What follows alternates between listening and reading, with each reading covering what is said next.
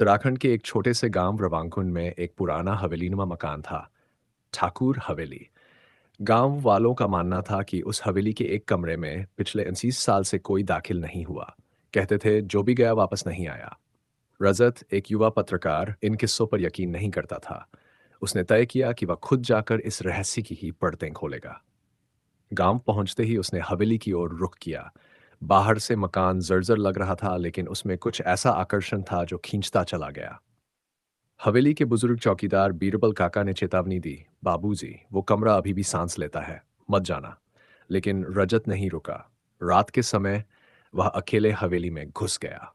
हवेली में घड़ी की टिक टिक और हवा की सिसकी के अलावा कुछ सुनाई नहीं देता था।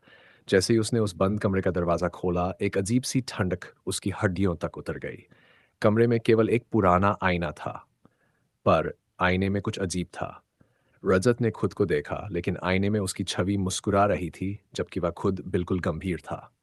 अगले पल आईने की छवि ने आंखें झपकाई और रजत वहीं जम गया। सुबह बीरबल काका दौड़े हवेली पहुंचे, लेकिन कमरे में कोई नहीं था। केवल आईने में एक नई छवि थी, रजत की, जो अब मुस्कुरा रही थी।